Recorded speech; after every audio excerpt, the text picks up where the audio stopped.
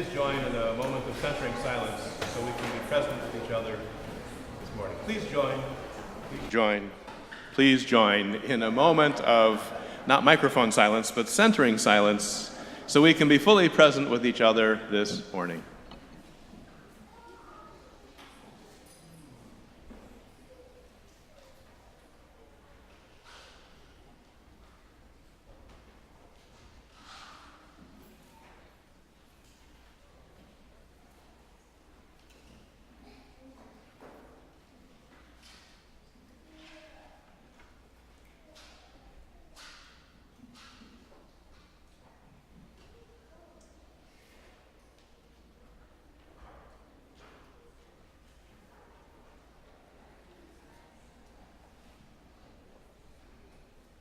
And now let's get close together musically by turning to the words for our ingathering hymn, which you'll find inside your order of service.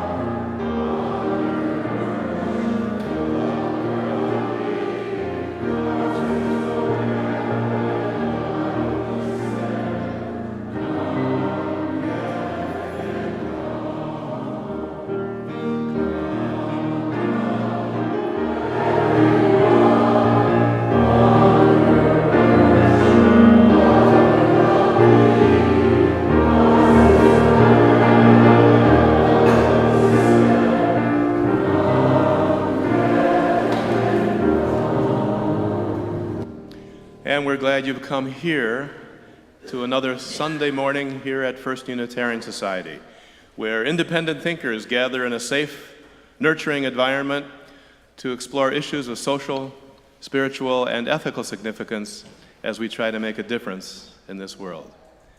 I'm Steve Goldberg, a proud, lovable member of this congregation. I'm glad you agree. And it's my pleasure to extend a very special and warm welcome to any guests, visitors, or newcomers.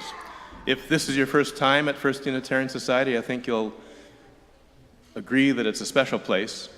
And we'd like to share our hospitality with you during our fellowship hour right after the service. So please feel free to join us for that. As is the case with every service, we ask you to silence those pesky electronic devices that you just won't need during the service. And while you're doing that, I'll remind you that if you're accompanied by a youngster today, and you think that young person would prefer to experience the service from a more private space, we offer a couple of options for you, starting with our child haven in the back corner of the auditorium and some comfortable seating just outside the doorway in the commons from which you and your young companion can see and hear the service. And the reason that they can see and hear the service is that it's brought to us by a wonderful team of volunteers, starting with a big thank you to Mark Schultz, who's running the sound system, and Smiley, who is our lay minister, Janine Nussbaum, who served as our greeter upstairs, our ushers, Gail Bliss, Karen Jager, Doug Hill, and Ann Smiley, the host of our coffee and hospitality, Jean Hills, make sure you thank her. And the foliage has been lovingly watered by John and Nancy Webster up here. The flowers have been donated by the Friends of the Meeting House, a group of volunteers who provide support for repairing and restoring our Frank Lloyd Wright designed national landmark meeting house. And they decided that today would be a great day to mark his 150th birthday and call attention to his emphasis on the simple bounty of nature. More about Frank Lloyd Wright's designed building in a moment. A couple announcements, and one does relate directly to the Frank Lloyd Wright designed meeting house, our landmark meeting house across the parking lot. As you know, we have some challenges with the roof of that building, and we are going to be raising money at an event called Right the Roof Gala on Friday, October 13. That's Friday the 13th, but don't let that bother you. Right here, FUS will be hosting a gala to support the repair and restoration costs of that landmark copper roof, coinciding with Frank Lloyd Wright's 150th birthday. We're asking you for two things. One would be to consider whether you or your organization could help sponsor the gala, and secondly, whether you have some items that could be used for the live auction. And third, mark your calendar. Again, Friday, October 13, for the Right to the Roof Gala. See Molly Kelly from the FUS staff if you have questions. A program note. In your program, we did not indicate who is the composer of today's music, and you're going to want to know this because it'll be on a trivia question someday. The Mosaic Chamber players who are performing for us are performing music by Ludwig van Beethoven. You'll hear from them in a moment as soon as I stop rattling on. The only other thing I want to mention is that, speaking of music, one of the items that will be addressed in today's parish meeting around 12:30 right here, is an update on the search for our new music director, as Dan Broner works towards his retirement, and our interim minister, and a few other topics of interest to the congregation. So if you're interested in that, please stick around after the service for our 12:30 parish meeting. And with that, the announcements are over. The service is about to begin. Got some great music for you and a wonderful message. I invite you to sit back or lean forward to enjoy today's service. I know it will touch your heart, stir your spirit, and trigger one or two new thoughts. We're glad you're here.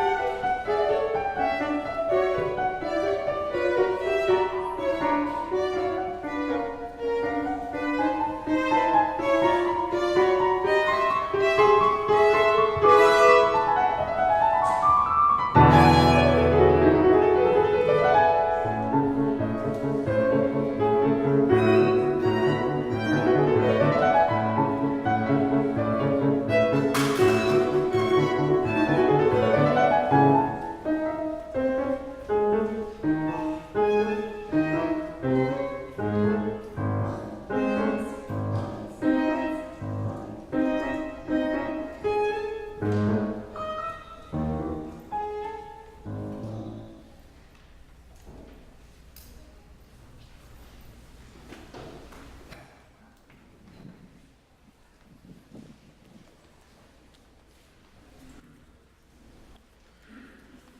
opening words are of a seasonal nature from Mary Oliver.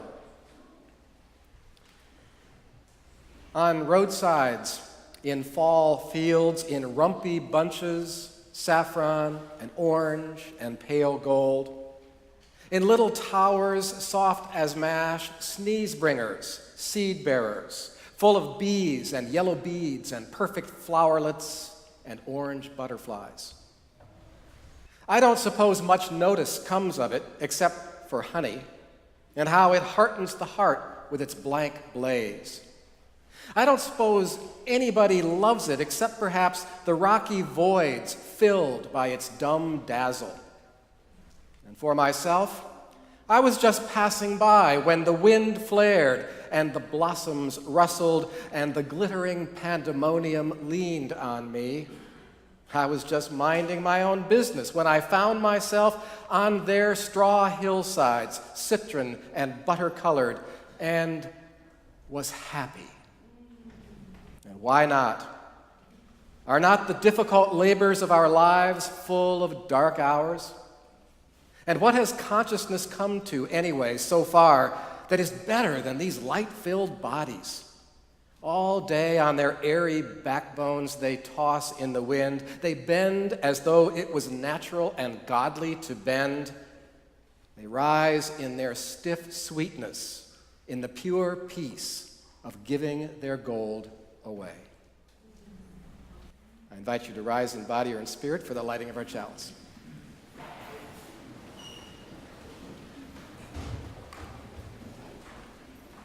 And if you will please join me in reading the words of affirmation printed in this morning's program. We light this chalice to affirm that new light is ever waiting to break through to enlighten our ways. That new truth is ever waiting to break through to illumine our minds. That new love is ever waiting to break through to warm our hearts. May we be open to this light and to the rich possibilities that it offers us. And now let us be open to each other as we exchange a friendly greeting.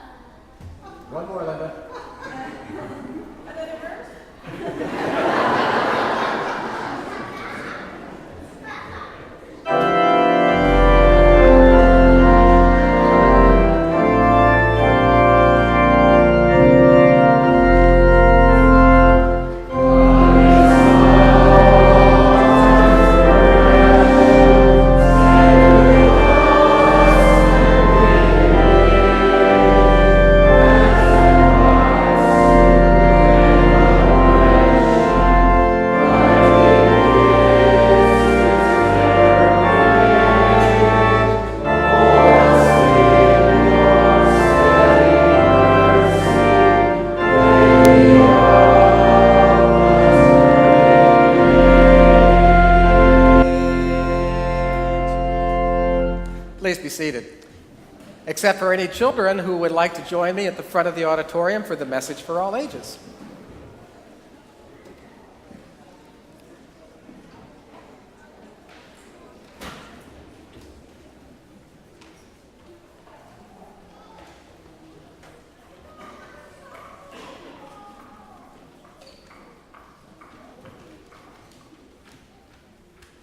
So this is a story that has lots and lots of different animals in it, and it's called Tiger, Tiger, Is It True? And all the pictures are going to be up on the big screen. So one morning, Tiger, Tiger, he got out of bed on the wrong side. And he said to himself, this is going to be one of those days. And it was. At breakfast, he heard his parents arguing again. And they paid no attention to him. It was like he wasn't even there. I might as well be a ghost, said Tiger, Tiger. And at school, Tiger, Tiger was picked last at the game the children were playing. Anybody ever get picked last? Yeah, I got picked last when I was a kid a couple of times. And that hurt his feelings. It felt awful. And then after school, his best friend went to play with Zebra. Tiger, Tiger felt rotten, as rotten as can be. Everything was terrible, he thought to himself. Nobody cares. Nobody likes me. And he felt these angry tears welling up in his eyes. But suddenly he saw a ripple in the water. What was that from? That was Turtle. What's up? Turtle asked. Nothing, said Tiger, Tiger. Well, if nothing can make you cry, tell me more about this nothing. It must be pretty powerful stuff. It's just that nobody cares, Tiger, Tiger sobbed. Nobody likes me. Nobody cares if I'm around or not. Life is so unfair. Ever feel that way?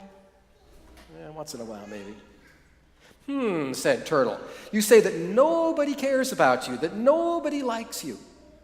Is that really true? Are you sure about that? Yes, said Tiger, Tiger. My parents don't even know I'm around. Nobody likes me at school, and my best friend has gone off to play with Zebra. Well, that does sound pretty bad, said Turtle. But can you be absolutely, positively sure that nobody in the world likes you, that nobody cares for you? Tiger, Tiger thought about that for a minute. No, he couldn't be absolutely sure. No, he said to Turtle, I can't. So it's not true, said Turtle, that nobody likes you and nobody cares about you. Well, how does it feel inside of you, Turtle said, when you believe in that thought in your head that nobody likes you and nobody cares about you? Well, I feel rotten. I feel bad. It makes me feel really sad, said Tiger, Tiger. Well, that must be terrible, said Turtle. Isn't it amazing what a little thought can do to you? Now, how does it feel if you are not thinking that thought? How would you feel if you never thought that thought again? Tiger, Tiger's eyes brightened, got wide. He said, then I'd be one happy tiger. I would feel great. I could do anything and nothing would bother me. Tiger, Tiger paused for a minute. That's amazing. So it's not my parents and it's not my friends who bug me. It's my thinking about them. That's what makes me feel so bad. You got it, said Turtle. It's your thinking. So now try something different. Right now you think that nobody likes you and nobody cares about you. Can you turn that thought around? I mean, can you find the opposite of that thought? Tiger, Tiger thought for a minute. Like, somebody likes me? Somebody out there cares for me? Yeah, said Turtle. Could that be true? Can you think of 3 examples of where your parents liked you? Well, Tiger, Tiger didn't have to think for long. He said, well, they always remember my birthday, and they take me on great vacations, and they give me the best hugs in the world. Well, they not only like me, I think that they really love me. And how about your best friend, Turtle asked. Can you find 3 examples with him? Well, he always saves a seat for me on the bus, and we play games together. We're great game buddies, and he says he really likes to make music with me. And how about at school, Turtle said. Is it true that nobody likes you and cares for you at school? I think my teacher likes me. She always says great things about the drawings that I make. Rhino always wants to sit next to me at lunch, and Elephant, she is always telling me secrets. I think she likes me too. Now, let's find another turnaround for nobody cares and nobody likes me. Like, I like somebody, and I care for somebody? Yeah, that wouldn't be a bad idea, Turtle said. Yeah, said Tiger, and I can think of another turnaround. Yes, how I like myself, and I care about myself. Well, that's the best one of all, Turtle said, but how would you do that? I will always try to find out if my bad thoughts, when they occur to me, if they're really true or not. But already I know that they probably never are. That's amazing how clever these little tigers are these days, Turtle said. So what was it that Turtle did that was able to turn poor Tiger around so that he felt better about himself? He told him the right things? Anybody else have another idea about what he might have done? He kind of distracted him by making him think about good things. Okay. Like him. Yeah. Like thinking about how many examples he had. Okay. And how do we get people to think about different things? Sometimes we tell them about other good things that they might want to think about, but sometimes we ask them questions and we let them come up with those good things themselves. So Turtle was really, really great at asking all those questions so that Tiger had to figure out for himself, how can I turn this all around and make myself feel better? Yeah. Did he tell him to turn it around so that he wasn't thinking about that? That's right. Yeah, because he hadn't really questioned his own bad thoughts, had he? And he needed somebody to ask him those questions so he'd start thinking about it, and then he could turn it around. Yeah, thank you for all your answers and your attention. We're going to sing you out with hymn number 295. We hope you have a great time in your classes this morning. Jumping jacks.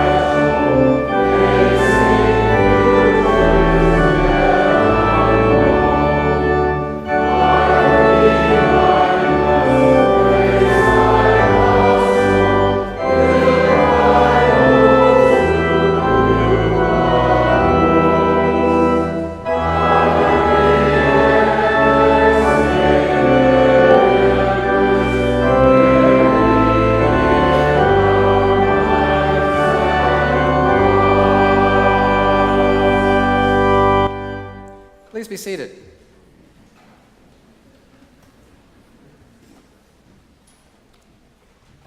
The first of two readings on the morning's theme comes from Spencer Burke's book, A Heretic's Guide to Eternity. Spencer Burke is a former evangelical Christian minister who once served in one of the nation's largest megachurches. The institutional church has come to be known over the years for its obsession with boundaries.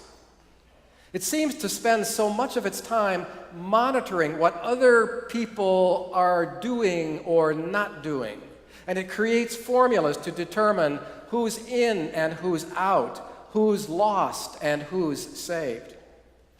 And on the occasions when these formulas don't seem to work out, the church often tries to strong-arm the situation and explain them away with phrases like, "You just have a lack of faith," or "You are blinded by the devil." The Christianity most of us are familiar with is built on answers. I was raised on a Jesus is the answer form of that faith, which implied that Christianity is the definitive answer to every single one of life's problems, even those that are not specifically addressed in the Bible. Imagine my surprise then to hear the Reverend Alan Jones of Grace Cathedral in San Francisco say that the task of the Christian minister is to guard the great questions. Indeed, that is the very thing institutional churches today generally don't do. They don't ask questions. They present answers to questions that people in our culture might not even be asking. Institutional faith is struggling today because it is so formulaic. It is so knowledge-based in a world that is fluid, flexible, and increasingly open to new ways of learning and interacting. Robert Bellah, the well-known sociologist of religion at UC Berkeley, has said that in the future, individuals will have to work out their own solutions to questions about the sacred. And the most that the church can do is to provide him or her with a favorable environment for doing this work without imposing a prefabricated set of answers. Sounds a little familiar to me. The second reading from Harvey Cox, whom I quoted from last week from his book, The Future of Faith. Harvey Cox was for many years professor of religion at Harvard Divinity School. Albert Einstein was right that the mystery of the universe begins with a feeling of awe. But it hits home when I realize that I am an inextricable part of this whole big picture, and then I begin to ask what, if anything, that might mean. And such musings as these begin in childhood, but they provide our first introduction to the unavoidable mystery of the universe and our human place within it. And struggling with these questions has generated our greatest art and music and poetry and literature, from the Paleolithic cave paintings to Mozart's Requiem. And to repress such questions, such thoughts, that would not be to grow out of them, but to regress to a pre-hominoid state. We would wilt like snuffed-out candles. Despite the efforts of well-intentioned people who shrug these questions off as meaningless, we do go on wondering and asking, even though we recognize there will never be definitive answers to these questions, as there are answers, although always provisional, to scientific ones. That is why mystery, and not problem, is the appropriate designation here. And if in some future distant generation people do stop asking these questions, they will begin to look more like humanoid robots from a science fiction novel. We are human, not just because we sense that we are part of, albeit a minuscule one, this great space-time continuum, and then we ask, what does it mean? But also because we puzzle about why we cannot stop asking.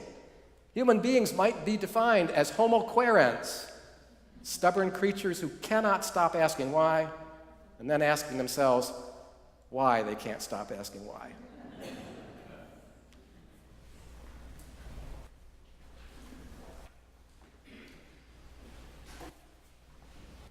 This year we have been celebrating the 150th anniversary of the birthday of Frank Lloyd Wright, the renowned architect of our landmark meeting house. It is in this celebratory spirit that I draw your attention to a tangible symbol here in our atrium auditorium of the impact Frank Lloyd Wright has had on our society, our fine Mason and Hamlin grand piano. We believe, based on photographic and anecdotal evidence, that this piano is the instrument that Frank Lloyd Wright chose for our society in 1951.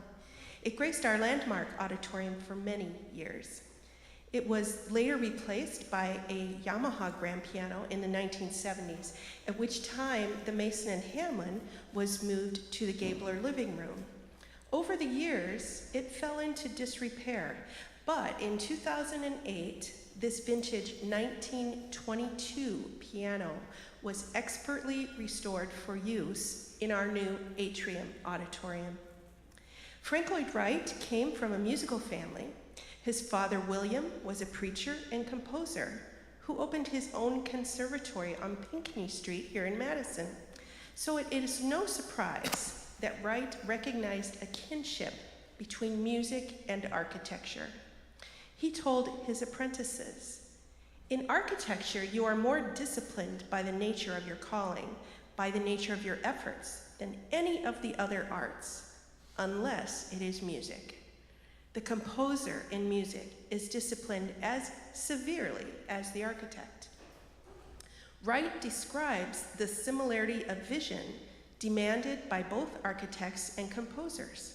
It seems to me that music is a kind of sublimated mathematics.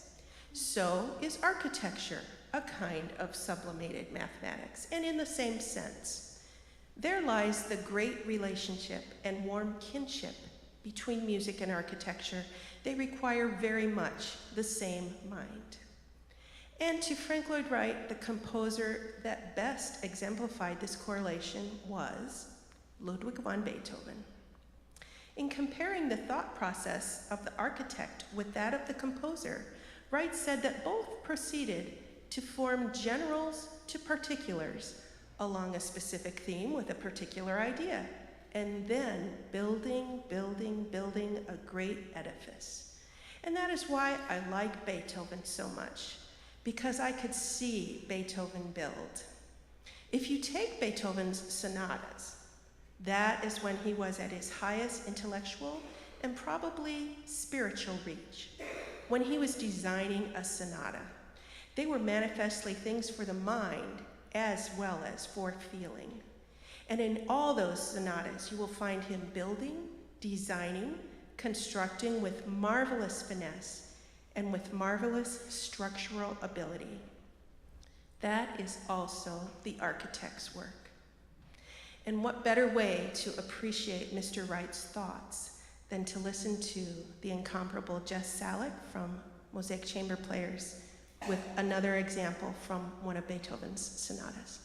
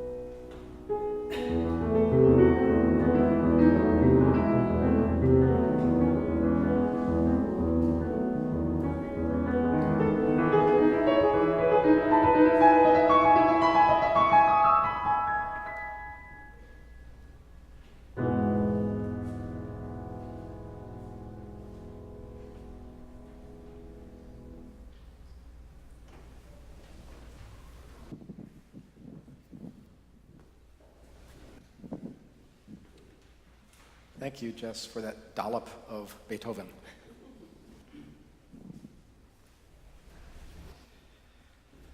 Well, as Steve Goldberg noted in his announcements, here at First Unitarian Society we have a roof problem.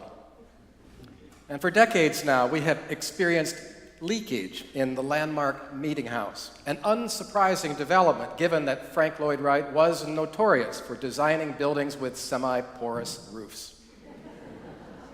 His indulgent clients tried their best to cope with this liability. When the Tulsa, Oklahoma house that he designed for his cousin, Richard Lloyd Jones, began to leak badly, the family had to scatter innumerable tubs and canning jars throughout the house to catch the steady drips from above. Mrs. Lloyd Jones was philosophic about the issue. This is what happens, she told a house guest, when you leave a work of art out in the rain. The situation here at First Unitarian Society was similar when I arrived here in 1988, particularly in the back portion of the auditorium known as the hearth room. With a heavy rain or melting snow, out came the pails and the garbage cans. Toward the end of the decade, significant leaks developed in the loggia offices, requiring staff to cover their desks with plastic sheeting anytime that rain threatened. In 1994, the roof over the auditorium was replaced. Around 5 years ago, the loggia area was supplied with an impermeable rubber membrane as a temporary fix. And alas, for several years now, water again has penetrated the auditorium roof. And while the loggia remains dry, the rubber membrane is, if you've noticed, rather unsightly, and it does have a limited lifespan. The time has arrived to devise a permanent solution. And so for a number of months now, the roofing issue has been the source of considerable debate, which is a little surprising. This congregation is, after all, the custodian of a national landmark, one of Mr. Wright's most notable and widely imitated designs. Thousands of people from all over the planet flock here each year to see and to admire this edifice. And if the roof needs to be replaced, should not we, without question, try to duplicate the original in terms of both design and material? Well, maybe. While earlier conversations about the roof were pretty straightforward, this time around, a number of questions have been raised and debated, and these include: copper is expensive. Is there not a cheaper alternative? If Mr. Wright's horizontal Bermuda design invites leaking, why would we replicate it?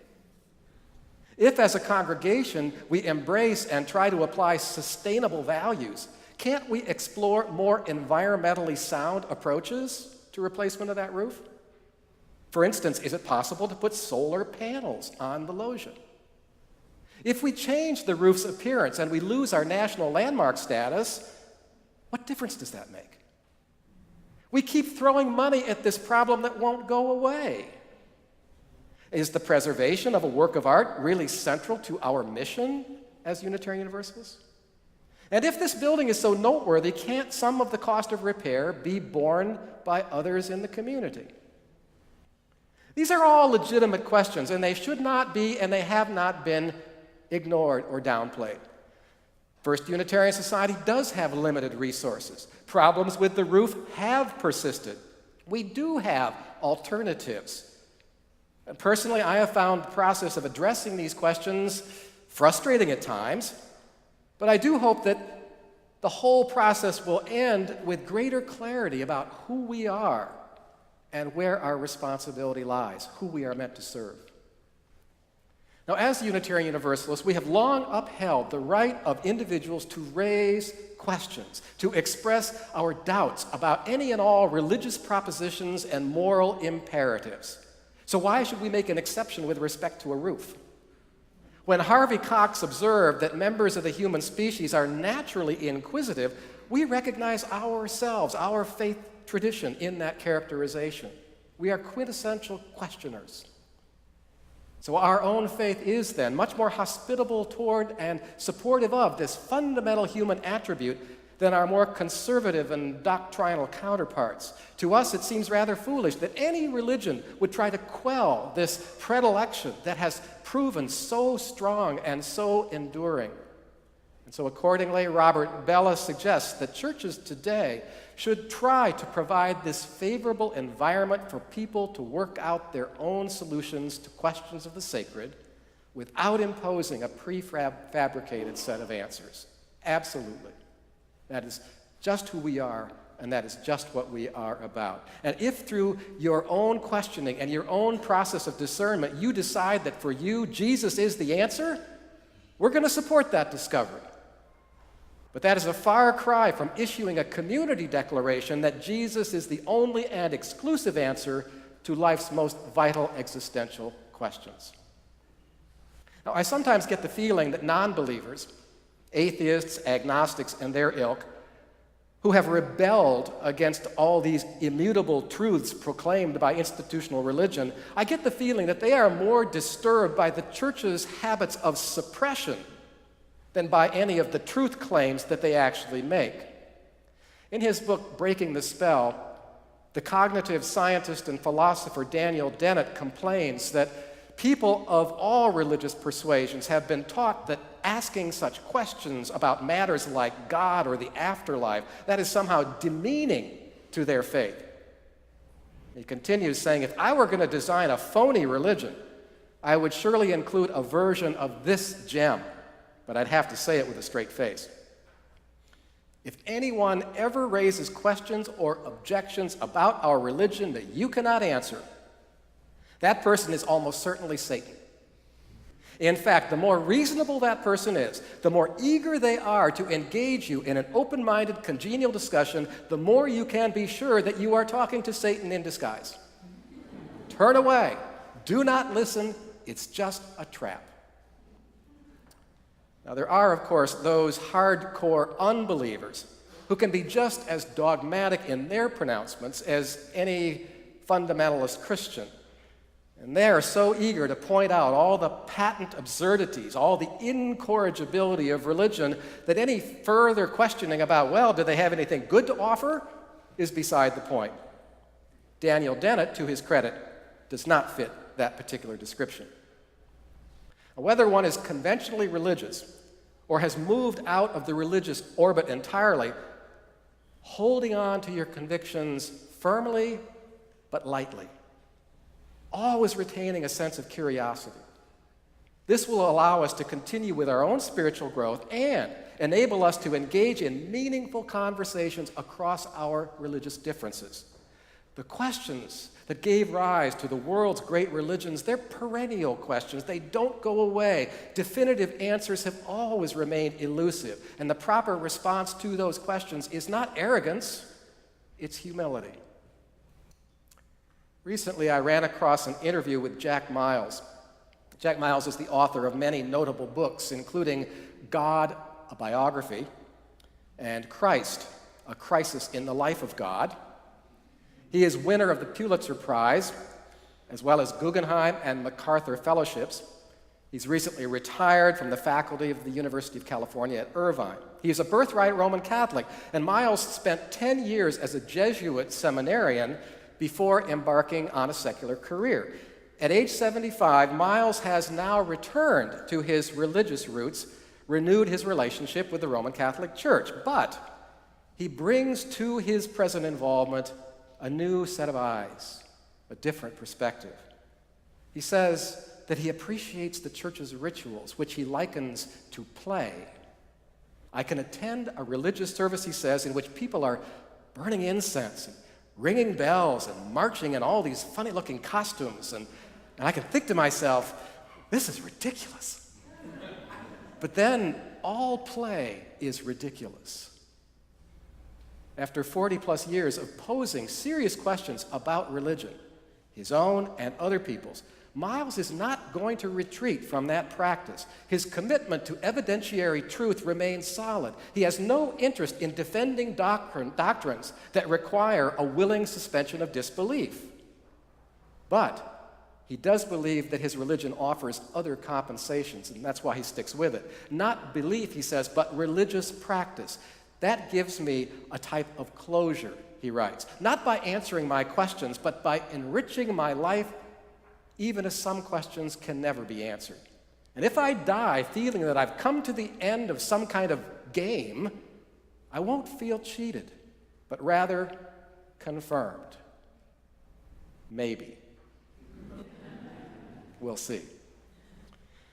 Perhaps this isn't the most comfortable way to live, in this state of suspense about the imponderables.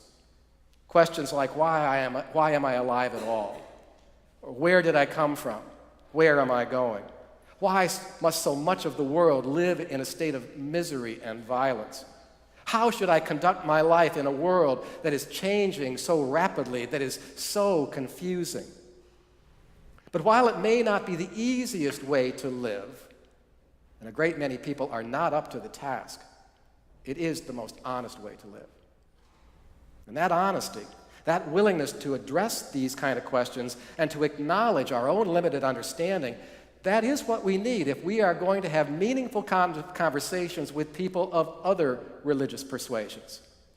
King's College philosopher William Irwin suggests that there really should be no barriers to religious dialogue as long as the parties engage with each other in curiosity, the spirit of curiosity. In fact, he writes, the open-minded search for truth can unite believers and non-believers because we do generally respect those who will approach these questions honestly and with an open mind. Let's hope that's the case. And for Irwin, this does not mean being so radically open, so empty of conviction that our brains fall out, which is a charge that's sometimes leveled at Unitarian Universalists. And in fact, it is not arrogant, it is not presumptuous to try to convince other people of the worthiness of our own convictions, as long as we are equally willing to open ourselves to their convictions. We all exist along a continuum of doubt, Irwin writes. And so what is important is the common ground of the question. As we approach the high holy days of Rosh Hashanah and Yom Kippur, it's important to note that while dogmatic faiths have typically frowned on all those impertinent people that ask probing, hard questions, that has hardly ever been true of Judaism.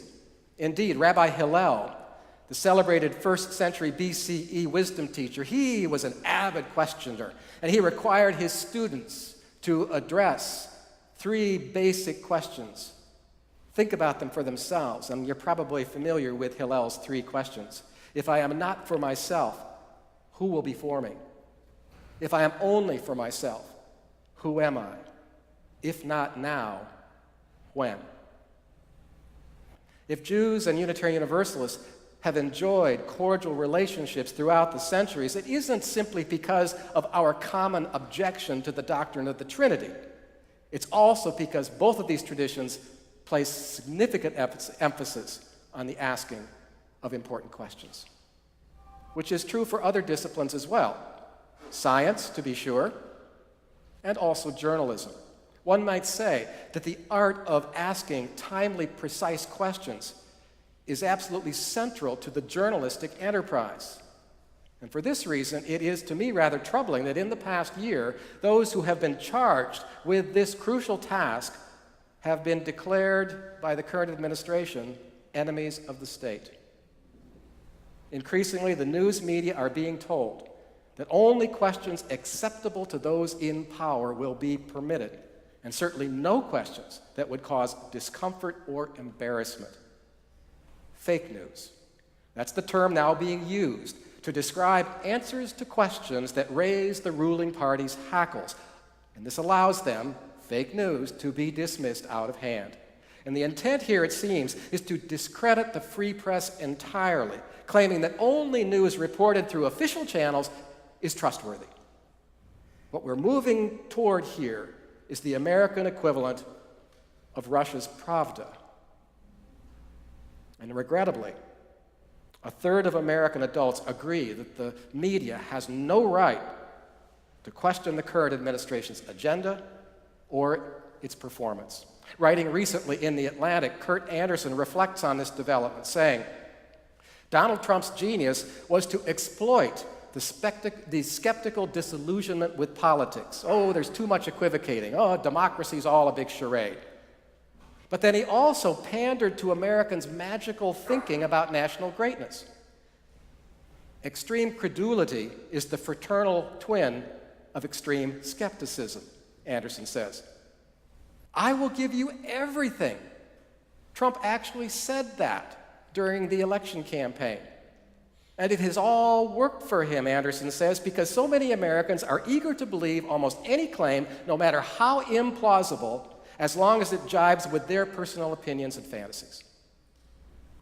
Now, when honest inquiry is declared by a religion to be sinful, it leads oftentimes to persecution, as it did with Galileo Galilei in Renaissance Italy, and as it did with Anne Hutchinson in the Puritan colonies. And when a government is able to determine what sort of questions are permissible, it is edging toward authoritarianism. The celebrated journalist and social critic Walter Lippmann warned of this possibility a century ago, saying that our liberty is contingent upon the measures we take to protect and to increase the veracity of the information upon which we act. And those measures always begin with the capacity and the courage to ask the difficult questions. So, back to where we began the discussion, the landmark roof. I've listened to all the questions. I've asked a few questions myself, and I am satisfied that they have all been addressed openly and honestly, if not completely. And I also know that whatever the congregation decides about that roof an hour or so from now, 10 months from now, it will not be my problem.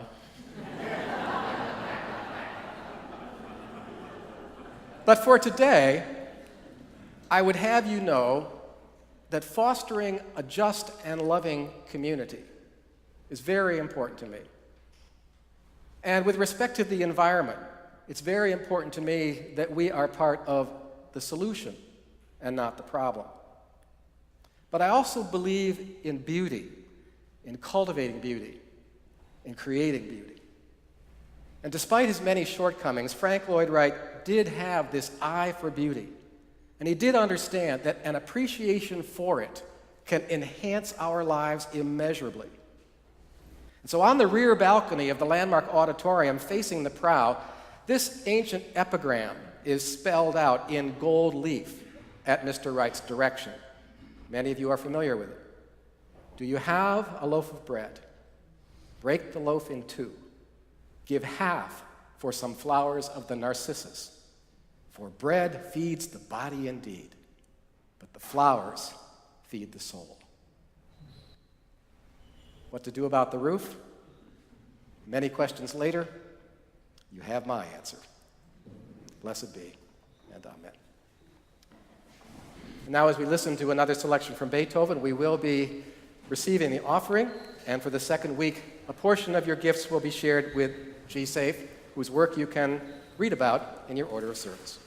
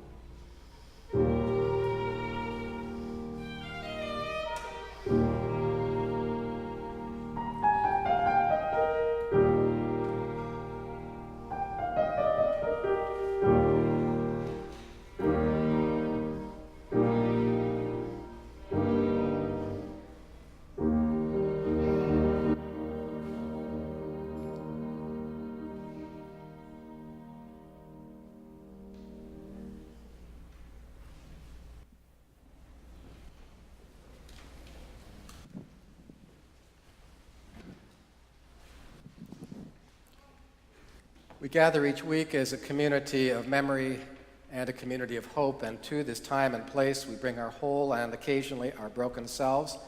We carry with us the joys and sorrows of the recent past, seeking here a place where they might be received and celebrated and shared. There was an entry in our Cares of the Congregation book that lives outside the middle doors in the Commons, and Paul Schechter writes that I would like to keep my uncle, Reverend Douglas Strong, an ordained UU minister and a friend of mine, in our thoughts today. Doug lost his cheerful white husky in an accident recently. And those of us who have had these canine companions or feline companions know how much that hurts. So our warm thoughts to Doug and Paul and his family.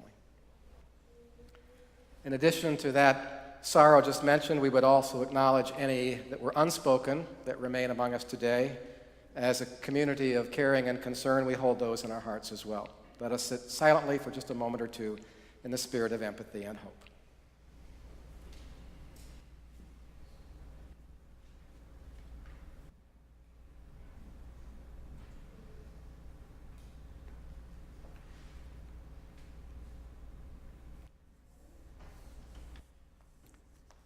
And so, by virtue of our brief time together today, may our burdens be lightened and our joys expanded.